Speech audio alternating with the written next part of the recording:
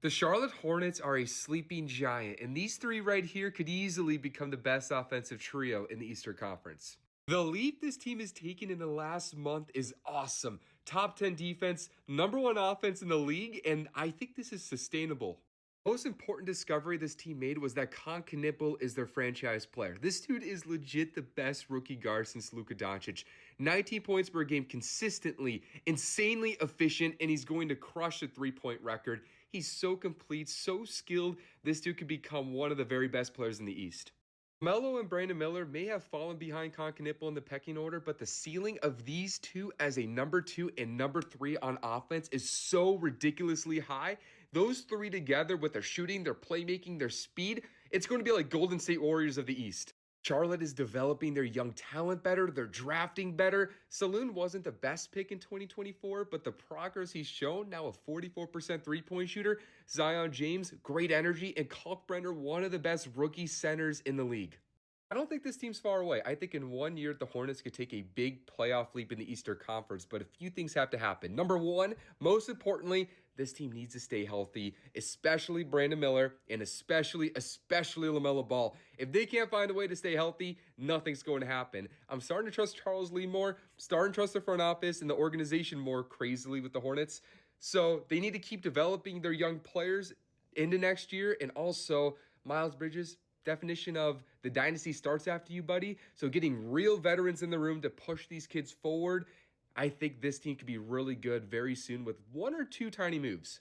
The Charlotte Hornets are the best worst team of all time. 3 weeks ago, they beat the defending champs by 30 in OKC, then lost 3 out of their next 4 games. But guess what? That one win was by 55. They hit 24 threes, putting up 150 points. Last night, they went up 50 through 3 quarters against Philly. In the month of January, they're first in offense, 6th in defense, but only 8 and 6. Are they winning the finals or tanking for AJ? I really don't know. One team that I believe will break out in the second half of this NBA season and make the playoffs is the Charlotte Hornets, because right now they sit at 12th place in the Eastern Conference, but over their last 15 games, they are the best team in basketball with an 11.2 net rating, the number 1 offense, and the number 5 defense. And of course, this success is largely due to the fact that Brandon Miller and LaMelo Ball are finally healthy and their team is playing really good hoops. But when you look at them on the entirety of the season, they're actually one of the better teams in the Eastern Conference and much better than their 19-29 record reflects. At plus 1.3 point differential, they're actually 7th in the Eastern Conference in differential. They are a top half team. They just have been losing a lot of close games while blowing a lot of teams out. If they get some better variance in their favor of close games, they could really make a push.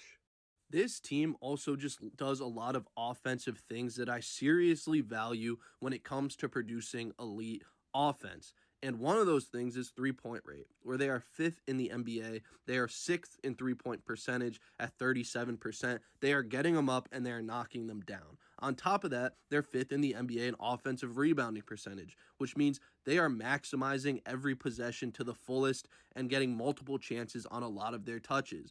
This will consistently produce elite offensive results, just like the Boston Celtics, who are 2nd in net rating and are very high in both those marks as well. Also, while I highly doubt they'll remain an elite defensive unit, they do 2 things on the defensive end that can make up for their lack of talent on that end overall. For one, they are one of the best defensive rebounding teams in the league as well. They are 4th in defensive rebounding percentage, and they actually foul less than any other team in basketball. So teams aren't getting the easiest look they can, which is a free throw, and they're not getting extra possessions, which is really going to allow this defense to stay afloat over the long term. With a bit less than half of the NBA season remaining, Charlotte sits at 3.5 games out of the play-in, and I am very confident that they will answer the call and make it into the play-in, and I could even see them finishing as high as the 8th seed, with Orlando losing a lot of games recently, and Charlotte just being a lot better analytically than most of these mediocre Eastern Conference teams that are usually in this range. The Charlotte Hornets are putting up historic numbers and nobody's talking about it. Charles Barkley recently said this. The Hornets gonna make the playoffs. Oh, come on, man. They're gonna make the play-in. Don't make me write that down. Hey, write it down on your little paper. Oh, you gonna guarantee it? The Hornets are making the play-in. They're making the play-in. Guaranteed. And the Hornets, sitting at 19-28 on the season, are on the up and up. On January 10th, the Hornets had a 57-point lead against the Utah Jazz. And just last night, they led by 50 in a blowout win against the 76ers. They are the first team since 2009 to lead 2 separate games in the same month by at least 50 points. The East definitely needs to watch out for Charlotte down the stretch. Man, look, they are shocking a lot of people, man. Right now, they're the 12th seed. When LaMelo, Musa, Khan, Bridges, and Brandon Miller all on the same court this year, the Hornets are 7-1. And they have been shocking me lately. They have been winning games you wouldn't think they would win. They beat OKC. They've been playing hard. They got 4 players almost averaging 20. Miles Bridges is averaging 20. Brandon Miller is averaging 20. LaMelo's averaging 19. Khan averaging 19. That's their big 4 for sure.